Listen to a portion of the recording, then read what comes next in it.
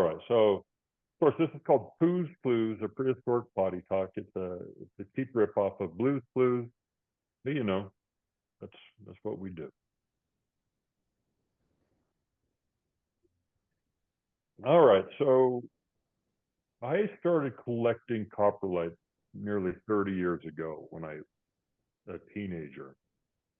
I'm originally from Utah, and I love dinosaurs. I love fossils. I love going out and looking for stuff like that, which is fairly easy in different parts of the state. But I had never heard about coprolites until I was in a rock and fossil shop in Moab, Utah. And there was one in the case, and I thought it was a joke. I thought, oh, this guy's trying to sell these funny things. And he told me what it was, and I was shocked because they were funny, they're gross, but they're fascinating. And so I bought it. I used what little money I had and took it to my professor at the time. It's a prehistoric life class. And he said, no, they're real. They exist. And in fact, you can find them around here. And so I started learning everything I could about coprolites. And in this time, there wasn't really the internet. It was very much in its infancy. And so it was all book and paper, and there wasn't a ton of information that was available to me at that time, but I did what I could. All right, so say 20 years after that, I had amassed a pretty big collection of coprolites. That was from finding them, that was from buying them. eBay started, and it went from a very local situation to, well, I could buy coprolites from people all across the United States and some from around the world. And it allowed me to learn a lot more, and there was a lot more resources online. But there still wasn't anything really focused on coprolites, which bothered me a lot, because if I liked them, I figured other people would like them too. So I used my collection to start the Poozeum. It was an online resource center. It had some games. It had research papers, so I went and found all the academic papers I could, and I made them available through the website. So all you'd have to do is click on it, and you'd get the PDF instead of having to try to go through academic source to get these papers. So there was something there for everybody, from young to old and different levels. Well, after this started, it wasn't long after that Guinness World Record heard about it, and they said, hey, we'd like to do an official count of this fun collection you have. And I said, great, let's do it. And I received the largest collection of fossilized poo in 2015, and then it was in the book 2017, and it kind of went as viral as fossilized poo can go. It was pretty exciting for me, and that's when a lot of museums from all over the country started reaching out and said, hey, we're doing this exhibit. Do you have any that you could loan us? So absolutely. So I spent last 8 or 9 years just loaning pieces out to different places, universities and museums who want to show them off for a bit. And that's been a lot of fun. But for me, I saw that wherever they'd go, they'd get this really great reception. People loved them. Sometimes they'd get on the news that they're having this exhibit. And I just thought, why are all these people having this good time? And I'm at this best job in Florida. I should be doing something different with my life. So I started to plan to open a permanent Poozeum museum. And I was able to do that last year in May in Williams, Arizona. And if anybody's been to Williams, Arizona, it's a really neat town. About an hour south of the Grand Canyon, and it's got a train that goes back and forth to there. It's got a place called Arizona, a deer farm, and it's on Route 66. I felt the perfect place for it. The problem was there was no real estate to be had. So I waited and waited, and finally the building that I'm in now, it's an old saloon from about 1910. It had just been refinished and it came open for lease. And stars aligned and I was able to get it. So I quit my job, moved to Arizona, and started the Poozeum. If you ever want to see people think that you're insane or crazy, you leave a great corporate job, nice house, almost a 3% interest rate, and you leave it all to start a turd museum, especially a free one. And everybody's got to ask you, well, then how do you make any money? You're going to go out of business. This is the dumbest idea ever. And those people may be right. However, the first year's been very successful. It's been a lot of fun. Go back, it talks about hold a couple Guinness World Records, the biggest collection, and also the largest piece. And we'll talk about that big piece a little bit later. And every piece is photographed and recorded in a database, size, shape, where it came from, age, as much information as I can about it, if there were any circumstances around it when it was discovered and whatnot. And to do the Guinness count, that is required to have records of all your pieces. All right. So what is a coprolite? Coprolite is a fossilized turd, a fossilized species, part of the bromolites. You see a picture over here on the right. Bromolites are the fossil remains of the digestive system. So you have regurgitolites, which are throw up, vomit, gastroliths, which are stones that the animal would eat, help digestion. Coprolites are basically fossilized turds that haven't been crapped out yet. And then you have coprolites, which have left the body and have, they were the feces of the animal that have turned to stone. All right, so coprolite comes from the Greek words kopros lithos, meaning dung stone. Kopros, dung, stone, lithos. It was coined by a guy named William Buckland, who was kind of like the father of coprolite. He was kind of turned on by him by a woman named Mary Anning, who would look for fossils on the Jurassic coast of England, which is near Lyme Regis. And she's credited for finding all these neat fossils. She's also credited for really putting together what a coprolite is and sharing it with Buckland, who shared it with more of the academic folks of the time. And it went on from there. And he kind of got a lot of the credit for it, but it's coming back around where she's getting more of the credit she deserves. So as with other fossils, their original structure has been replaced with phosphate, calcium, silicate, and a small amount of organic matter. So a lot of times there's a test you can do. It's called X-ray fluorescence testing. You zap it, and it tells you what it gives you an analysis of what the piece is. What the structure is, and what you're looking for in coprolites is phosphates and calcium, because naturally they're going to occur together. But if you have a coprolite, just like species, those two elements are together. So usually if you zap it and those two come, it's a coprolite. They've been discovered on every continent on Earth. They're just rare. They're much more rare than body fossils like bones and whatnot.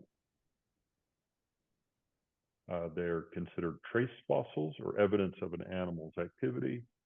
But sometimes they can cross over too, because not only are you have the poo itself, but you have what's in it, what's called inclusions, such as bone, scales, teeth, stuff like that, plant matter, which are fossils of their own. All right, so coprolites aren't my favorite fossil, but they're a solid number 2. That has nothing to do with anything. I just think it's funny. All right, so coprolites are the second best way to study prehistoric animal diets, behaviors, and environment. So they're really neat. Like a dinosaur bone, say you find a dinosaur bone, it can tell you only so much. It can tell you about the size of the animal. If it has some markings on it, it could maybe say there was a predatory element to it.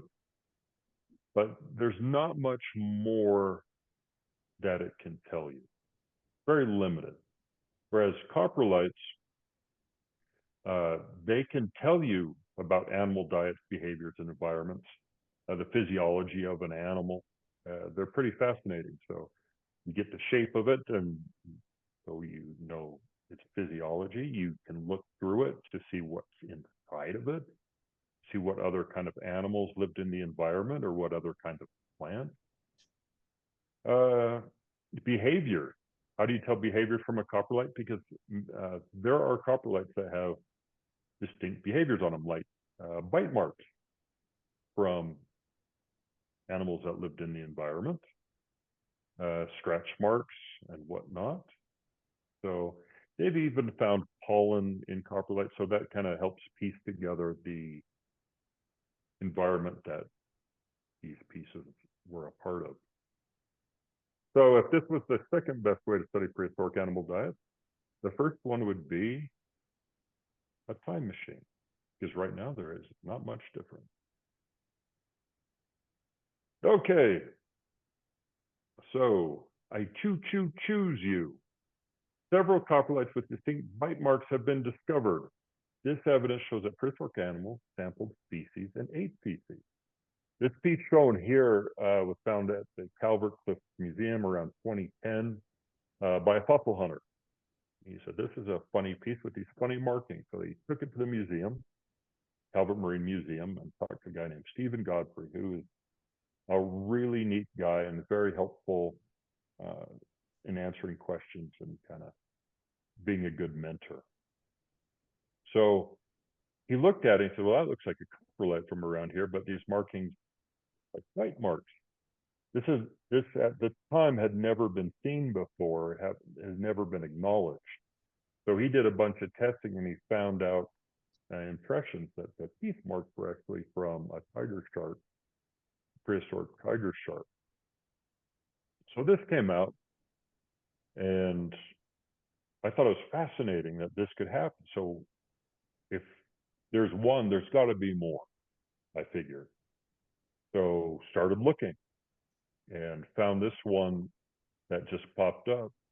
It's a coprolite, probably from a crocodile of some kind, before crocodile, with distinct top and bottom bite marks. You see where the arrow's pointing. It looks like, if you could flip it around, I'm sorry I don't have the picture of the other side. If the animal bit it, but didn't go all the way through it, released it, floated away, and went into the mud or whatever, and fossilized with the perfect impressions of the top and bottom bite marks. Best guess is it's from a garfish of some kind with those needle-like teeth. Speaking about garfish, that was always the theory of what bit this, but there's not really been any evidence to link it to. So a few years ago, a buddy of mine from Kemmer, Wyoming, where those really neat Eocene Green River fossils are found, he has a quarry there. He gave me a buzz and he said, hey, look, George, I've got a fossil for you. And I said, great, what is it? He says, it's a big garfish. And I was like, yeah, well, that's cool. Why would I want this garfish? And he says, it's got something really special in its teeth. And I was like, oh, tell me more. So he sent the pictures. Well, first, the one you see of the fish, it's about 34 inches long. Then he sent an enlargement of its teeth. And in its teeth were feces. The brown piece, I don't know if you can see my cursor. You see that long tooth sticking down to the right of it, a brown circle with a little white piece in it. That is, so imagine it going in, teeth came down, One part of it went off into the water, the other part stayed in the mouth. Then there's another little piece to the upper left that also was speared by one of the teeth. You can tell that they're not just on it because the teeth are actually embedded into the feces. So this was a really neat example, a real example of a garfish eating feces on purpose or intentionally or unintentionally. It's hard to tell, but they're in its teeth. Looks like it was his last meal or the last thing he tasted before he perished and turned to a fossil himself. Okay, so nausea, heartburn, indigestion, upset stomach, and diarrhea. So not all of these are part of my collection. Some of these, I just think they're amazing. They're so cool. So a few years ago, they found a 1,500-year-old coprolite. It was a human coprolite from the lower Pecos Canyonlands of southwest Texas. So they did a study on this to say, hey, this is a really neat piece. We can kind of dissect it and find out what this person ate, kind of get an idea of the environment and what he was eating, a diet of this person. And it would probably be similar to other people in the same area. So get a load of, yes, I would ask the groups, but I can't hear any response of what you would think you could find in this turd. And you find some pretty amazing stuff. First one is a rattlesnake.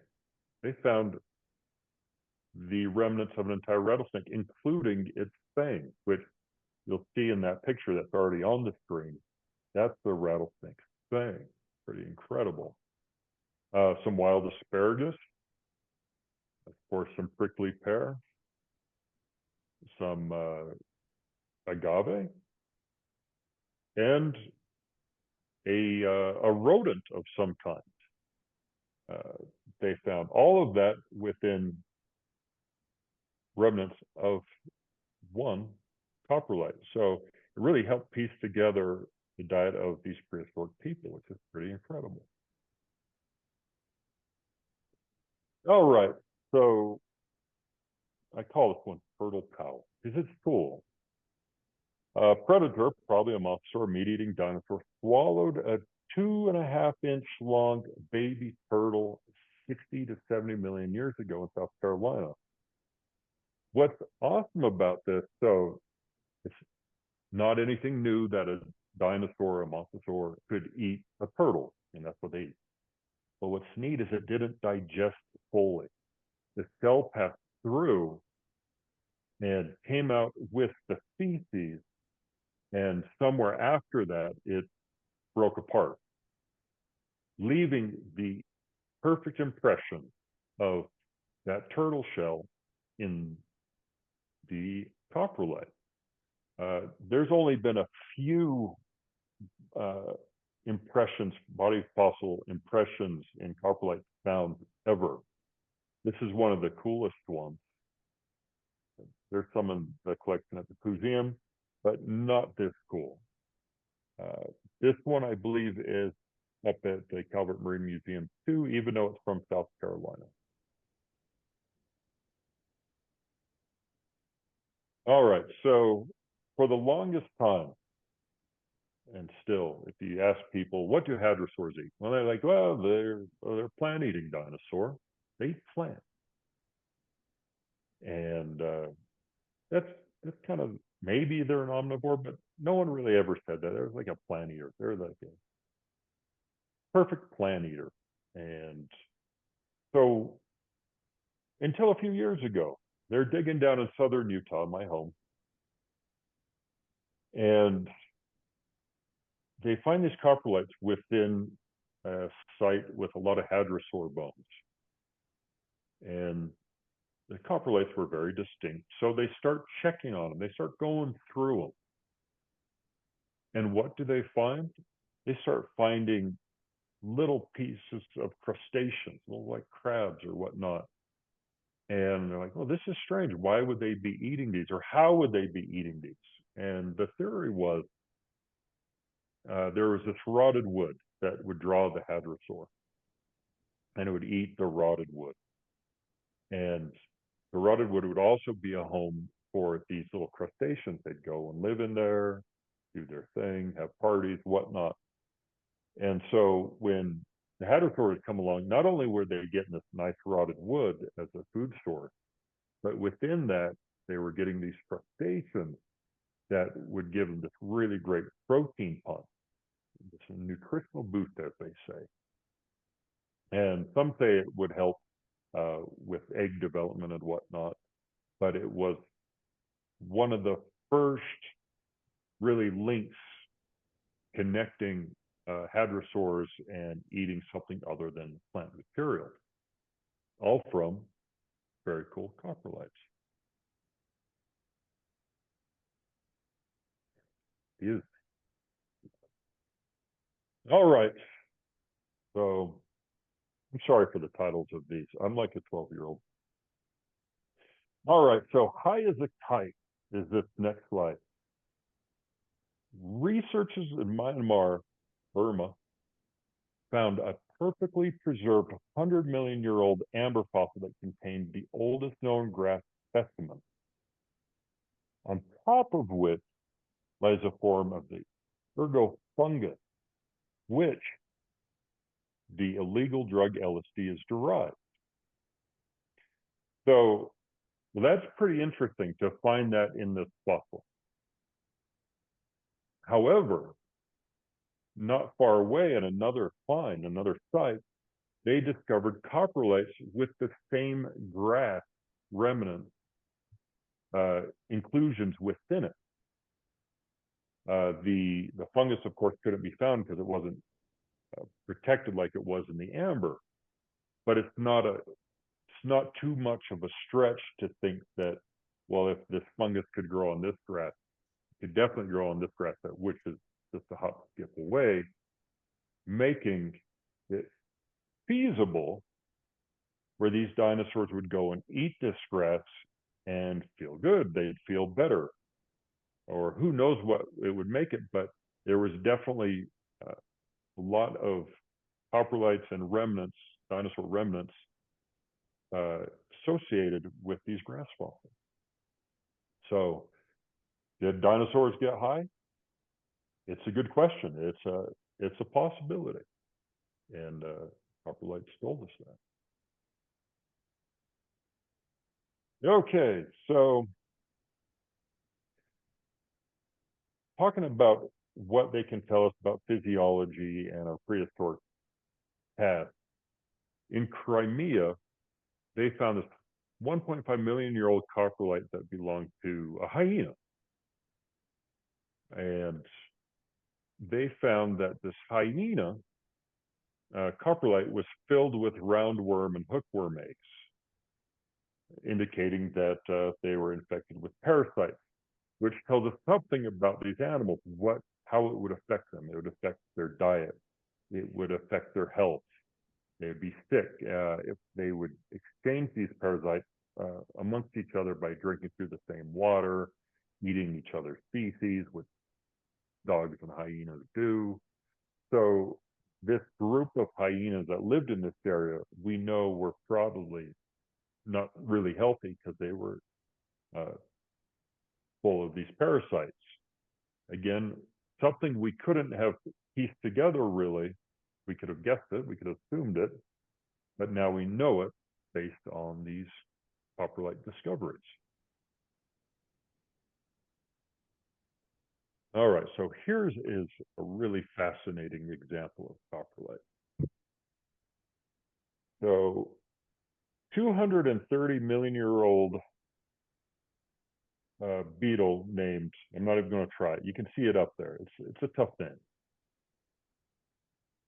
It's the first insect to be scientifically described from coprolite. So what they did, they found this coprolite that belonged to this little dinosaur. There's a picture of it right there, all right? I'm sorry, not a dinosaur, close relative. In Poland. And they thought, well, this is pretty neat. We have this new scanning ability. Let's see what's inside of it. So they took it to the lab and gave it a scan, and they found that it was full of these little beetles. They're like, well, what kind of beetles are these? Well, they had no idea. They had never seen them before. The whole species that is known survives only within this one piece of coprolite. But it also tells us about the environment, because so once this feces was made, these little beetles climbed in, they ate, they lived, they did whatever they did. Again, they partied in these feces until it fossilized, and they perished. But they're the only ones known to exist, all in this one piece. It's almost its own little ecosystem in this one piece of feces, which is beyond fascinating and super cool. And this is one of the scans. This is really what you're seeing. It's not a guesstimate. All right, so Rex appeal. There are 3 known Tyrannosaurus Rex coprolites out there in the world. First one was this one over on the left from Saskatchewan. It's been around for a very long time. It's filled with bones, and it's fascinating. Yeah. When they found it, they figured it was probably the only one they'd ever discover. And it's nice shape, just got good things going on for it. Not too much longer, they found this one in Alberta. Same woman found it. Her name is Wendy Slobodot, I believe is how you say her last name. Found both of them. She I think she's a volunteer with a lot of the museums, and she goes out looking for fossils and coprolites, and she's done a very good job of it. The one on the left is about 17 inches, and the top one's 25 inches. It's big. It's very broken. It's very parsed out. So, but what's neat about the one from Alberta is when they were scanning it, not only did they find bone chunks, top bone chunks, they found muscle tissue remains that they could still identify. And that's the first time they've been able to see muscle remains or tissue from a coprolite. And when this was found, it was technically the largest coprolite in existence. And so the Canadians had it probably for like 20 years, the biggest coprolite. If you're counting, or care, the biggest coprolites Canada did. Well, then along came this one over on the right, which was just slightly longer than the one from Alberta. From South Dakota, kind of northwest South Dakota, in a place called Buffalo. It's near where Stan the T-Rex was discovered. And the rancher who found it was walking along and saw this very unique shaped piece with all these bone bits sticking out. And it was very odd. It just didn't make sense of how they were arranged. So they threw a jacket on it, flipped it over, and saw this really neat curved underbottom. What you see in the photo is what was actually in the dirt. The other side, it was very broken up. It was eroding from the ground, and if he didn't find it, it would have been destroyed. So he put a jacket on it, flipped it over, and its shape and its roundedness and it's filled with bones. He said, I think I've got a coprolite, a big one.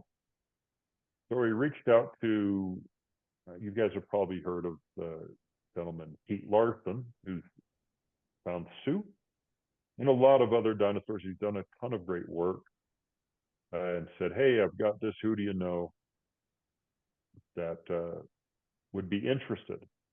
So that's how we connected. And I looked at it. I also thought it was a coprolite, but it was kind of a big guess. And because there was still a lot of testing to be done on it and research that hadn't been done. So I picked it up and had all that done. And turns out it was a coprolite, most likely from a T-Rex. And we say T-Rex because it's found near where T-Rex skeletons have been discovered. Its size and being filled with bones, there's no other carnivore that is known of this Hell Creek formation that is big enough to make this. So T-Rex it is, until we find a bigger or similar carnivorous dinosaur of that time. What's fascinating amongst all these three is they might differ in length just a little bit, but they're all super close in width. So what's funny is I have this joke, and I even have a postcard that says a T-Rex butthole was 6 inches wide. We know that at least from these three different feces that all come in almost at an identical width. And the length, it could have been different reasons, but fascinating bit of information that they'd all be the same width. Also, what's interesting about the one on the right, I call it Barnum, after Barnum Brown, who found the first T-Rex, and P.T. Barnum, both two of my favorite people, is that you see it kind of looks like a shoe or a sock. What that is when these big turds, you have a lot of coprolites that are skinny and long. They come out, they hit the ground or hit the water, mud, whatever, and they bend over on themselves. And that is just a classic bend of a long turd. So there we have it. And then just a little bit to start closing it up. This has nothing to do with coprolites, but I found this fascinating bit of information. I'm not even sure who did the study, but it was on the internet, so it must be true. So studies have shown that a Diplodocus fart would produce enough gas to fill a hot air balloon. Now, if that's ever on Jeopardy, this group will definitely get that right. So a lot of people say, where do you get coprolite, and how do you do it? How do you do it legally? Which is, of course, is the utmost importance that you do it ethically and legally. One, I have a huge collection because I've been doing it a long time. You do anything for a very long time, it just adds up. So some neat places that I've been, upper left is the Jurassic Coast of England by Lyme Regis, where Mary Anning, William Buckland all looked for fossils, and Philpott sisters. You can go there and at low tide, as the tide's going out, you can look for fossils. You can find ammonites and bones and whatnot. I go and look for coprolites. I've been there twice. The first time I found a couple, which was amazing. I went back there in January. I had this kind of quest I was on of historic coprolites that kind of took me all over Europe. But I ended up in Lyme Regis to look for coprolites, and the gentleman I was with found like 6 or 7, and I totally got skunked out. I found 0. I found some other neat fossils, but no coprolites. And the guy I was with, he was just turning them over left and right. So if you ever can have the opportunity to go there and look for fossils, I definitely recommend it. Keep whatever you find. If it's very special, they do ask that you report it, and they record it in the local museum there. To the right is the Green River Formation in Kemmerer, Wyoming. I don't know if anybody has been there, but it's super cool. You can go there, and it's Eocene. It's about 52 million years old. The stuff, it's a prehistoric lake. So you get fish, you get crocodiles, turtles, sometimes you even get birds and some other critters and plants. But you pay a fee, and you can dig as long as you paid for it. And you can keep whatever you find. So you'll see that there's a piece there. It's a lot of fun. If you're ever in that neck of the woods, It's not that far from Jackson Hole, and it's not that far from Salt Lake City. If you're heading north, it's definitely worth a trip over there, at least spend a day or half a day to go look for these fossils. They usually open up around Memorial Day and close Labor Day weekend. Now, there are several companies, and they're all pretty good. Down on the bottom left, that's a river. That particular one is near Charlotte, South Carolina. And so in the rivers, you got to have a permit. You go dig in the rivers and you can find fossils, mostly shark teeth, but you can find a lot of coprolites. They're there. You can also do the same in Florida. A lot of people, they've heard of the Peace River. Peace River is a really great place to look for fossils. Again, shark teeth, bones, some other things. You can also find coprolites. And Texas, the North Sulphur River is a great place to go. They're closing that up, and that's the one just to the right. The picture to the right is the North Sulphur River. They are putting a dam on it, and it will take away the fossil hunting in this area forever. So if you can, get down there sooner than later and go do some fossil hunting. Where else you can definitely get coprolites from eBay and places like that, online dealers. I will give a warning that I would say probably 90+% of all pieces on eBay are not coprolites.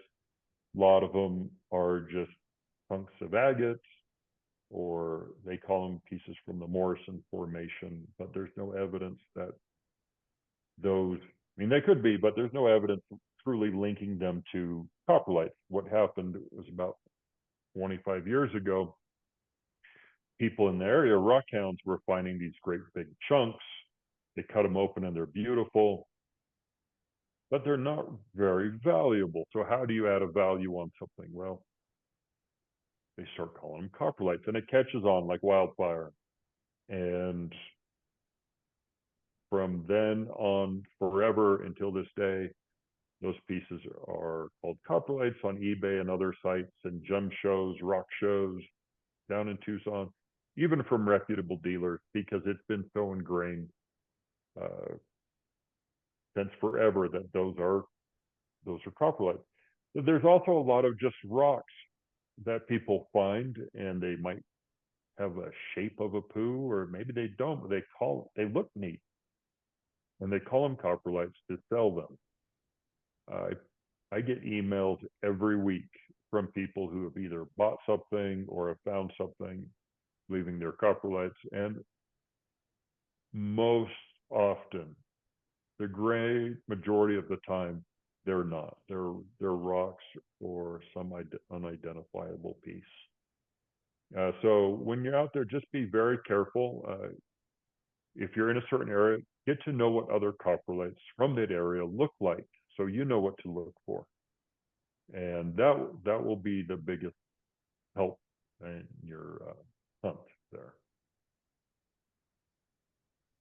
All right, and so that kind of brings it to an end. I want to again thank you for having me. If you're interested in anything I said, there's a lot of information on the Poozeum website. That doesn't change too much. And then I have Facebook, Instagram, TikTok. It's not on there. Where I have more current stuff, news articles, and things that are coming up. I'll throw online stuff that's happening at the museum. So with that, I appreciate your time, and if you have any questions, I'd be happy to answer them.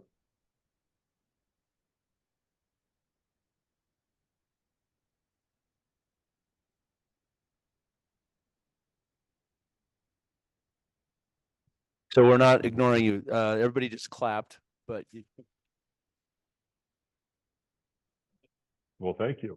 and I'm going to replace my microphone batteries because I brought batteries and it's going to be flashing here in a minute.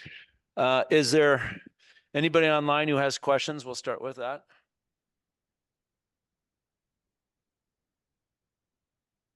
Come on, guys. I don't have a question, but I want to say that I was in Williams, Arizona 2 years ago, and I must have just missed your opening. So Ah, dang it. sorry to miss you. Next trip you go down, please stop by and say hello. I will. That was a great presentation. Thank you. Thank you. I'm going to disappear for a second while I switch out some batteries. Keep going, everybody online.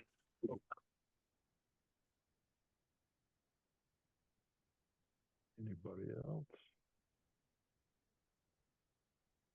All right. Well,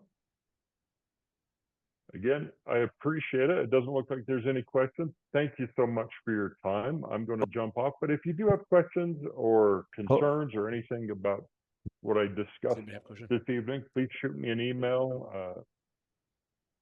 Hang on a second. Okay. George, I do have my batteries back on, and some of us here in person would like to ask you questions. Okay, great. First off, that was a really good talk. I appreciate that. So my question is about the Polish specimen with the beetles. Was that the result of the diet of the creature? Was it an insectivore? Or was that like nesting behavior of the beetles, like we see with dung beetles? I believe it was after it was made. I don't believe it was diet. So it was made, then these beetles come and do their thing to break down the feces. So just like dung beetle, they'll go make their home in it, they'll live in it, like I said, they'll party in it. And until it breaks down, then they go off to the next poo. None of the beetles showed signs of being digested. Okay, thanks. George, Yes. Go ahead. this is an online question. I'm Bruce Teal. Are you familiar with the Salmon Creek coprolites, or some people will say they're worm casings from up here in Washington? They would sell them as turtle coprolites sometimes. Yes, I'm very familiar with those. Okay. And go ahead. Somewhere there was a paper that was rather convincing, and I seem to have lost it or can't find it, but it said that they were worm casings, a lot of them. And of course, they sectioned. Oh, yeah. I've heard worm casings. I've also heard like this is kind of a nutty one, but like prehistoric mud squirt. That, Right. you know, the pressure comes through and it squirts this mud through these very small holes. They make this very poo looking things. And some of them look identical to feces. The color, the shape, the texture. With these, they're a siderite mineral. So that's kind of the first thing. It's like, ooh, coprolites shouldn't really be siderite, but how about if they are? Well, then the next thing is they haven't been found in association with other fossils, really. They're usually found alone, and a lot of them, like hundreds of thousands of these pieces. So many, they sell them in buckets at the Rock and Fossil Show down here in Tucson. You'll see them everywhere. You see them on eBay. I have seen some that are very convincing, but what I've read, not so much. Do I believe they're true coprolites? I do think they have a really great value because they look like a fossilized poo, and they're the right shape, and they're usually a really nice, like, lower cost. So for people who are interested in coprolites and fossils and prehistoric life, they're neat pieces to have, to learn about, to like really gain enthusiasm with. Like, that's a fossilized poo because it looks like one, it's the shape of one, it's the color of one, and it's a good teaching tool for people to have. Whether it is or not, I could still be convinced either way. National Geographic did an article on one several years ago. They auctioned off this very long one that was split in the middle. I think it was like 40 inches by about 1.5 inches wide, which unless it was like a turtle running, it wouldn't really be possible to make it. But they auctioned it off and it was for $10,000 or something. And National Geographic came out with a pretty skeptical article about this piece. It's still out there in the world if you do coprolite auction. You'll probably find it. I believe the author is still pretty active. Yeah, so it's funny you bring that up. I'm a teacher, middle school, and we're working on the Earth History unit, and we use that article to have the kids read and then come up with their interpretation of whether or not they should be selling something that looks like a fossil poop online. Gets the kids' attention, and we use that actual article and the 40 inches, and I have them speculate how it's possible to create a 40-inch long thing. And the general consensus, it might be an alligator or crocodile that's walking slowly as it's letting it out, much like their goldfish does in the fish tank. Yes, I love that you do that. That's incredible. Yeah, so then I have some specimens that I show the kids, and a lot of the girls turn their nose up against that, and just as they think they're going to smell something and they won't touch it, and the other kids will take a look at it. And the article does talk about it being siderite and going through the holes in the trees and everything.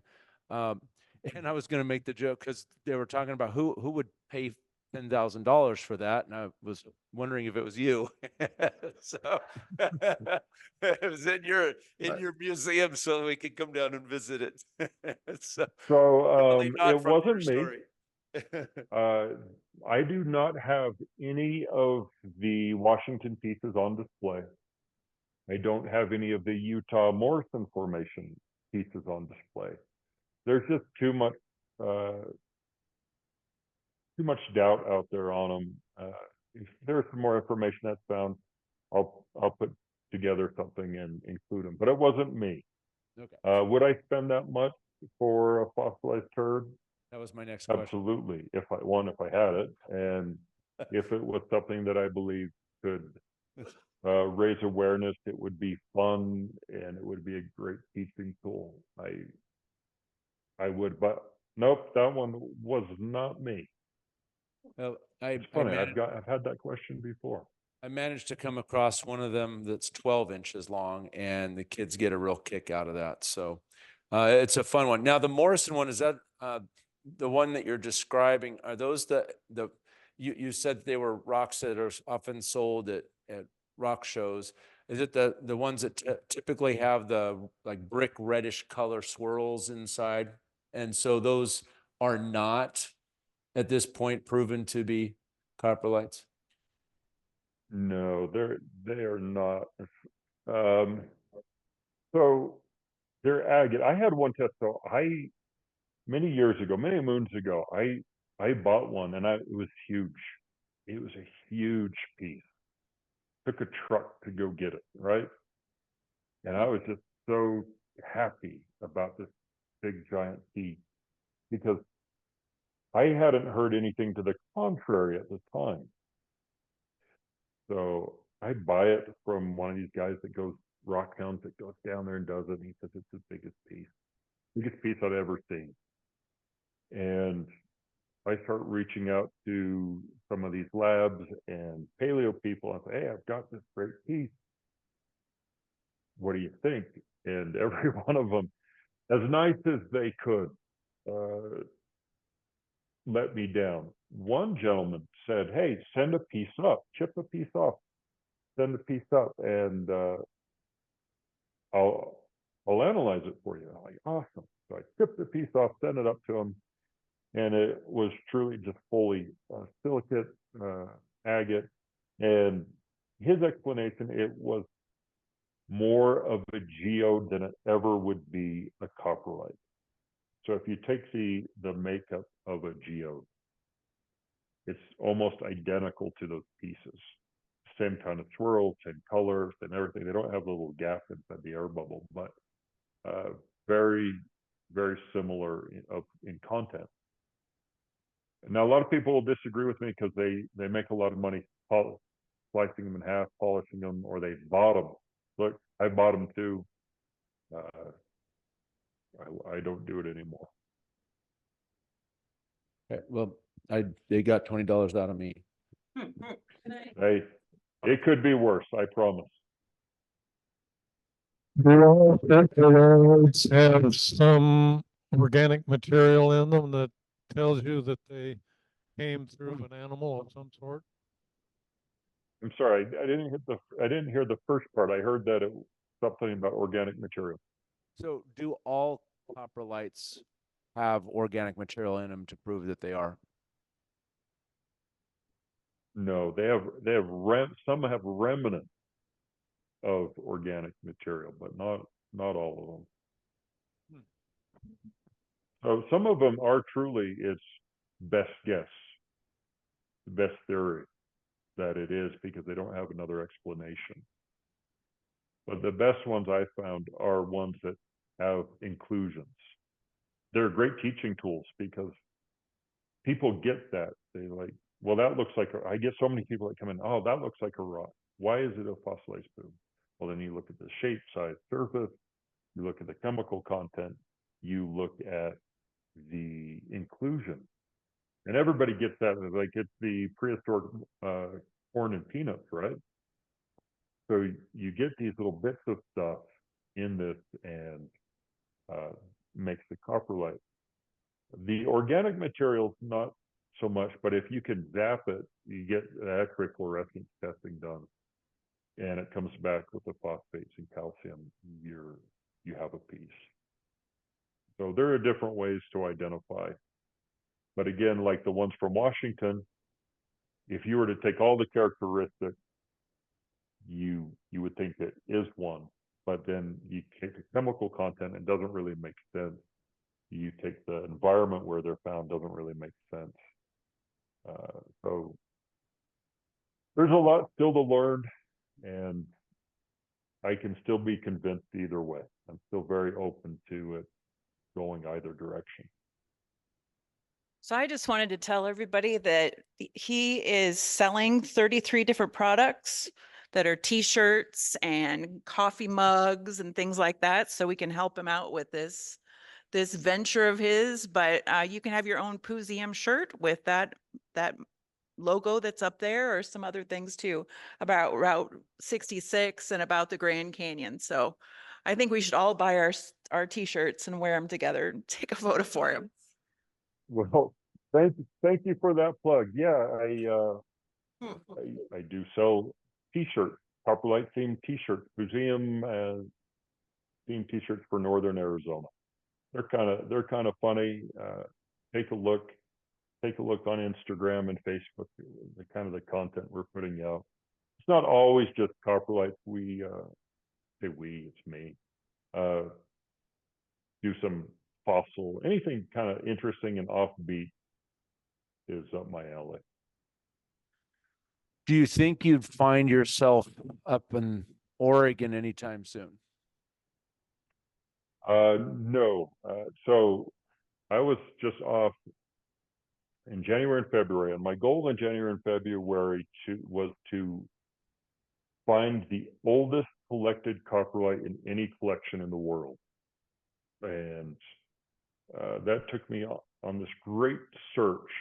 Went over to Berlin, I went to England, and actually found a couple. Actually, there were 3 pieces that pushed the date back 100 years. They were in a museum in Cambridge. So that was a lot of fun. So that's how I spent my winter holiday. Other than that, I work almost every day. So I started back again on the 1st of March, and I'll work almost every day until the end of the year. So unfortunately, I probably won't be able to get up there this year, but maybe hopefully the next winter break, January and February. That's the best time to come up to Oregon along the coast. We have the Astoria Formation. It's around 15 to 19 million years. And it's pretty common to be able to find seal and sea lion poop, fossil poop, within the rocks that we collect. We got quite a few members who hunt for the fossil bone. It's all legal to collect up here for souvenir purposes, and a lot of people find the fossil coprolites. It's pretty rare to find it with the fish parts in them, but I've found a couple of them so far. But if you do ever find your way up here, let us know you're coming. We'll take you over there and we'll find some, you can find some fossil poop up here. That's great. Thank you so much for the invitation. That's very kind. That would be exciting. I don't have any pieces from Oregon. So Then we're going to send you one as soon as we can find one. So at least you have something. So on behalf Thank of NARG, you. we'll send you a sample. Yes, yeah, it'll be a fossilized sample. Yes. Anybody else here have any questions in person? All right. Anybody else online? There's seven more comments in the chat. I didn't look at that. I think they might be Oh, I see. those. Let's double check and then we'll let you go. I think those are from earlier. Yeah, it might have been Joe's. Yeah. Okay. Downside. Okay, somebody brought up the poo in Washington. I think we covered that. Yep. And thank you for the kind words, Lisa. Okay. And then before you go, if you would send the host back to me, that would be great. I'm going to stop the recording.